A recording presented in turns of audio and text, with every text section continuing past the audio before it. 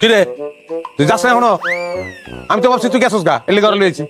এই মাইয়াকে আমার বউ, হবু বউ। তুই গেলে ঘরে বিয়ে করবো, 1 সেকেন্ডের লেগে আমি বাড়ি খালি রাখতে পারবো না। দেখা তুই জলদি যা। আচ্ছা শোনো, এই হচ্ছে সেই জিনিস, ঝগড়া পিএইচডি, যে কারণে তার লগে আমি সংসার করতে পারতাছি না। 2টা দিন তুমি তার খুব ভালো করে খেয়াল করবা। সে যা যা করে ওইটা আমার লগে তুমি করবা না। যদি করো তাহলে তোমার ডিভোর্স দিতে হবে। আমি বাড়িতে ওর বাইরে হইতে পারলাম না, তুমি আরেক মেয়ে লই আইছো। তো তুই কি মনে করছো তুই বাড়ি থেকে বাইরে আমি গলা ধরে দিব? আমি ওই মালই না। কামটা তুমি করতে পারলা? তুমি খালি আমার উপরে উপরে ঝগড়াটাই দেখছো। আমি যে ভিতরে তোমার এত ভালোবাসি না, তোমার চোখে পড়ে নাই। আমি আর ঝগড়া করুম না, তোমার যা মন চায় তুমি আমার লাগে কইরো, দরকার পড়লে তুমি আমাকে হাত তুইলে আমি কিছু কমু না।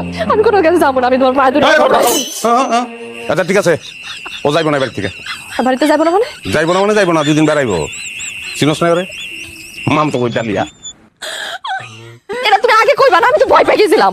এই ভয়টা তো তোমার চেহারা আমি জীবনে দেখিনি, কোনোদিন তো মুখ দেখাও নাই যে তুমি আমার ভালোবাসো, কইতাও না এই ঘটনা না।